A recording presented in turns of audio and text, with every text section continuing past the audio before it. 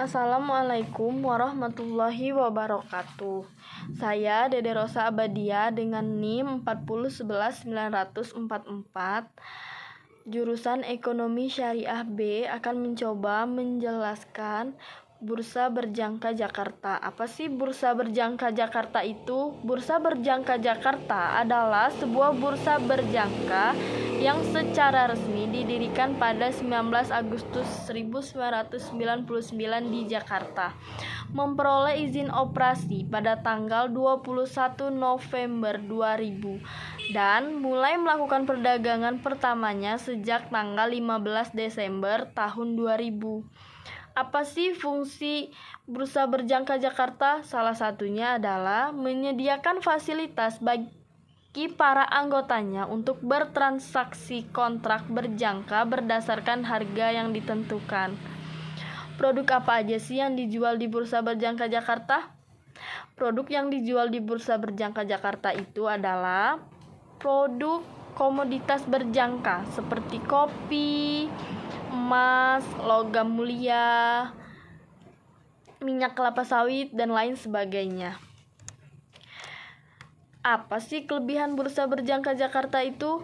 Salah satunya adalah efisiensi modal, fleksibilitas transaksi, pergerakan harga sangat fluktuatif, likuiditas tinggi, tanpa batasan waktu untuk posisi terbuka.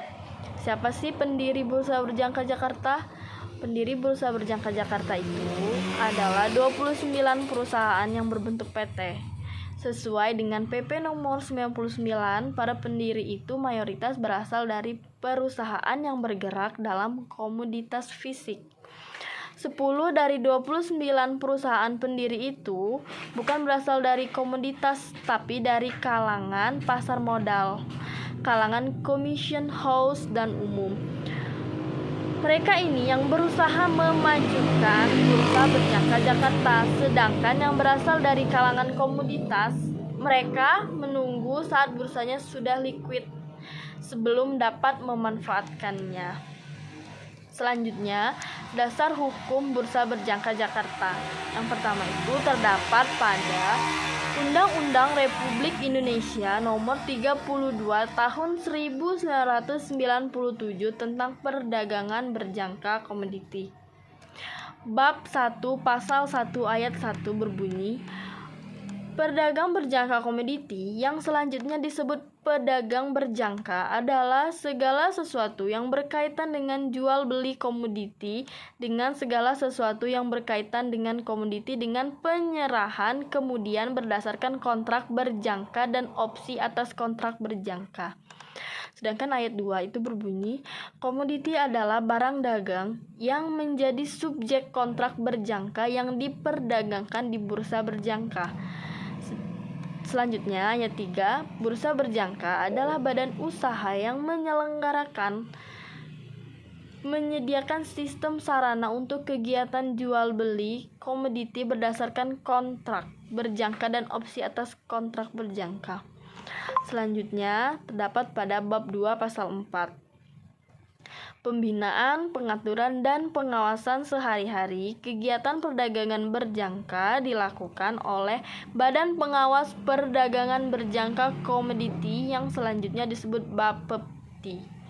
Bapepti berada di bawah dan bertanggung jawab kepada Menteri.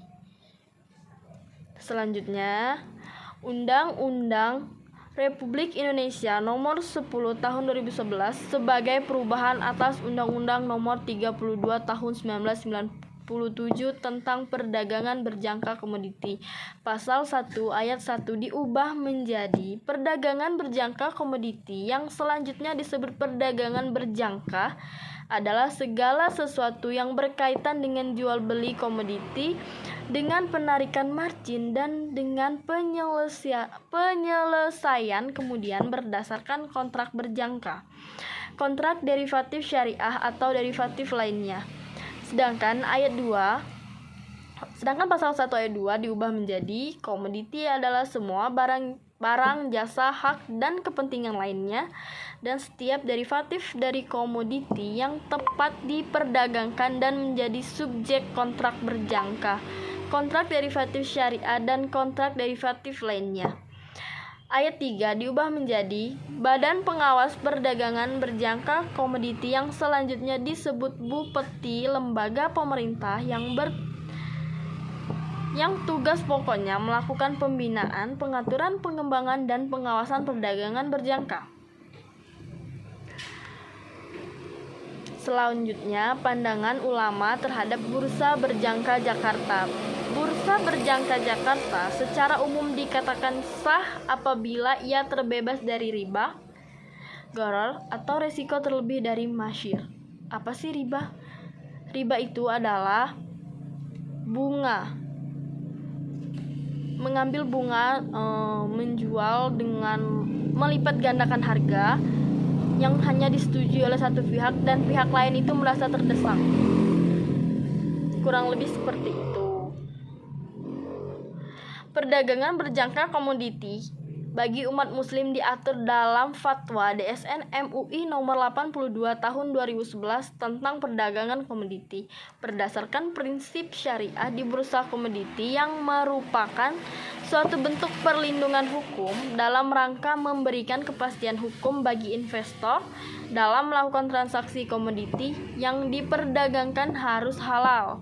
Jenis, kualitas, dan kuantitas komoditi yang diperdagangkan harus jelas dan dapat diserah terimakan secara fisik. Harga harus disepakati kedua belah pihak. Akad dilakukan melalui penawaran dan penerimaan yang disepakati kedua belah pihak yang melakukan perdagangan dengan cara yang lazim. Penjual harus memiliki komoditi akan menjadi wakil pihak lain yang memiliki komoditi. Penjual wajib menyerahkan komoditi yang dijual kepada pembeli dengan tata cara dan waktu sesuai kesepakatan. Di Al-Quran juga banyak sekali ayat-ayat yang membahas tentang bursa berjangka Jakarta. Yang dimaksud di sini adalah jual beli di dalamnya. Sangat banyak ayat-ayat yang membahas tentang ini. Salah satunya adalah surat Al-Maidah ayat 1, surat Al-Isra ayat 34, surat Al-Baqarah ayat 275, surat Al-Baqarah ayat 278, surat An-Nisa ayat 29, dan lain sebagainya.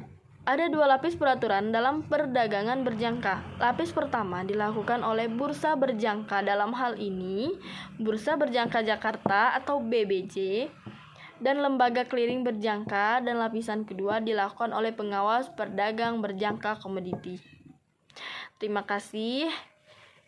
Apabila banyak kesalahan itu murni dari saya. Kepada Tuhan saya mohon ampun. Wassalamualaikum warahmatullahi wabarakatuh.